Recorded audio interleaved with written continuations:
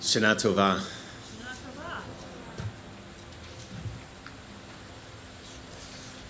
So, we've returned again to this ancient story.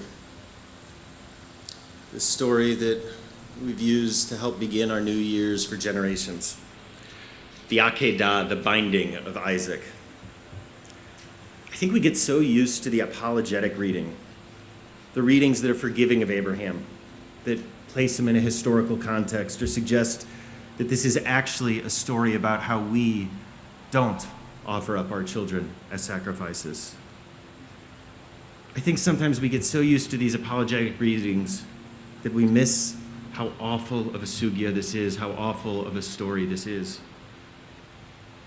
Whether or not Abraham actually murders his son, and it's worth mentioning that the Midrash imagines that, in fact, he did slaughter his child, and then he's brought back to life.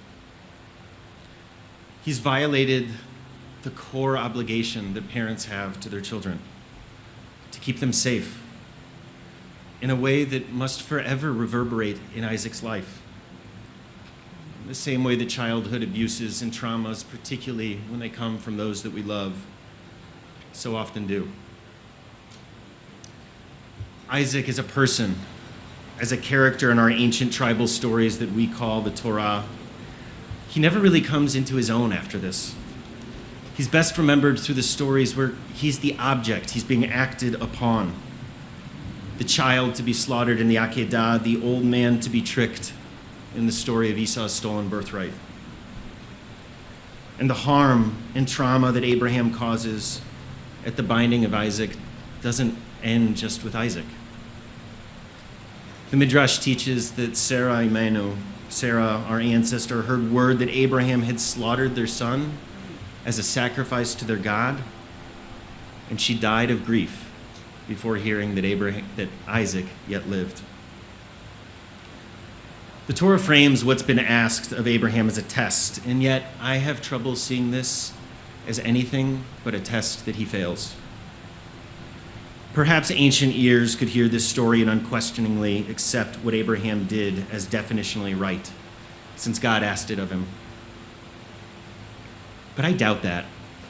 I doubt our ancestors were really that different from us, who look out and see an Abraham blinded by his own faith, his own ideological certainty, to the point that he no longer is even able to see the human being in front of him, his own son.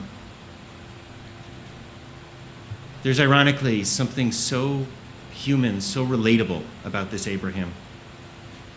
We hear an echo of the Akedah every time someone's religious convictions blind them to the humanity of a queer kid. Every time the majority population's faith becomes a law that strips away the rights and bodily autonomy of anyone with a uterus. Every time our political and partisan convictions rip away our empathy and replace it with righteous indignation.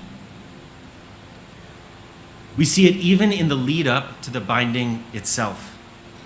Abraham stops calling his son by his name, stops calling him Isaac, and instead he becomes that boy. We see it when Abraham leaves the donkey and instead loads the wood for the fire on his son's back, literally turning him into a load-bearing animal for his own impending murder.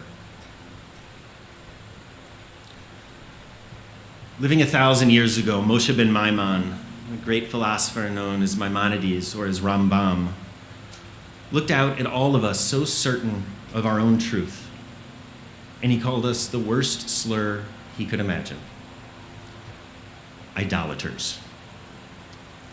He did this because for Rambam, God was not a deity in any familiar sense. God was not someone or something like us, who could act, who could save, who could be a superhero in response to the sincere prayers of our hearts. The God of Rambam is perhaps best understood instead as the unknowable capital T truth of the universe. E equals MC squared kinds of stuff, but with absolute certainty, rather than with necessary scientific doubt. God for Rambam was a oneness beyond time, beyond space, beyond action. God is a word for the oneness that can't be comprehended. the oneness we can't empathize with because we ourselves are so profoundly not one. We change. The me of today is different than the me that moved back to St. Louis 3.5 years ago. And I'm almost a stranger to the 20-year-old version of myself that I still sometimes expect when I look in the mirror. After all, change and our ability to transcend who we have been and to become someone new is the whole idea of these days of awe. Because of this, because of who we are and because we're a part of the world and not separate from it, Rambam held that we can never actually know anything or say anything about capital T truth, about God. To say then that God is loving or kind or jealous or just or angry would be as absurd to Rambam as saying that God's cholesterol is about 80 points too high. I remember the first time I really understood this idea of Rambam, sitting in the Beit Midrash, the study hall of the Shalom Hartman Institute in Jerusalem. It was the first time in my life I felt like I had a God language that was both authentic to me and authentically Jewish. But this is not a God that offers comfort when we are suffering, other than perhaps the cold comfort of seeing ourselves as radically insignificant. After all, what is the point of waking up in the morning, putting on a tallis, wrapping tefillin, davening shacharit, saying the morning prayers to the absolute unknowable truth of the universe? There's a reason so many of us, I think, are drawn also to the God of Heschel, the image of the divine that isn't cold and distant, but is instead there with us in our suffering, sustaining us through our grief and through our joy. But perhaps the greatest implication of Rambam's idea of God is what it says about us and our messy political reality. If there is no truth, no capital T truth that we can fully know, fully hold, then it means that anyone who claims to speak with certainty is the worst kind of idolater. That whenever we believe that our ideologies, our worldviews, our faith is the truth, we've become idolaters of the mind, creating a narcissistic God made in our own image rather than the other way around. I think back to Abraham, Avraham Avinu, Abraham our ancestor, as the tradition calls him. And I see a man so certain of his own rightness, so certain in his faith, that he can no longer see Isaac, his child, his son, the one he loves, as the Torah reminds us over and over. And instead he only sees that boy, that animal, that tool in service of his ideology. I know this is us. I know this is me. I can feel it. I can feel it in the ways I've become calcified and stuck. I see it in how I think about those who have chosen not to get a vaccine or not to wear a mask and are now taking up hospital beds that can't be filled with cancer patients or stroke victims. I can feel it in the ways that I think about and talk about and read about half of my fellow Americans. If we've spent time learning Torah together, you know that I don't like redemptive endings to stories. It's why I am so bothered, and I am so bothered by it, when we sing Hatikva at the end of a Holocaust memorial. It's why I'm so cynical about the way that we talk about and romanticize and mythologize American history. As the journalist and author Ta-Nehisi Coates puts it in a letter to his own son, you must resist the common urge toward the comforting narrative of divine law, toward fairy tales that imply some irrepressible justice. The enslaved were not bricks in your road, and their lives were not chapters in your redemptive history. They were people turned to fuel for the American machine. Enslavement was not destined to end, and it is wrong to claim our present circumstances, no matter how improved, as the redemption for the lives of people who never asked for the posthumous, untouchable glory of dying for their children.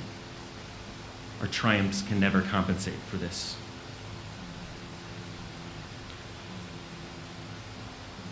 And yet, if there is any redemption to be found in the story of the Akedah, it comes from the ram that takes Isaac's place, which lets Abraham see his son once again as human and not an animal, an offering to his God.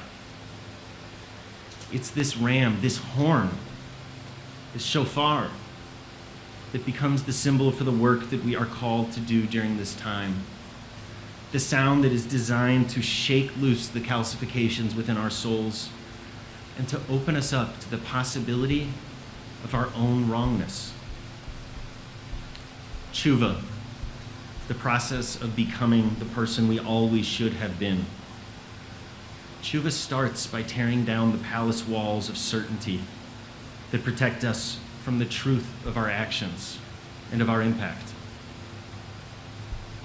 And so this is my blessing for us in this new year of 5782. May we be less certain of our own rightness. May we see the places where our worldviews, where our faiths, where our certainties blind us to the basic human dignity of the people before us. May we learn to serve the vulnerable rather than serve our ideologies. And may we shake ourselves loose from the people we thought we had to be so that we can yet become the people we always could have been. Shana Tova.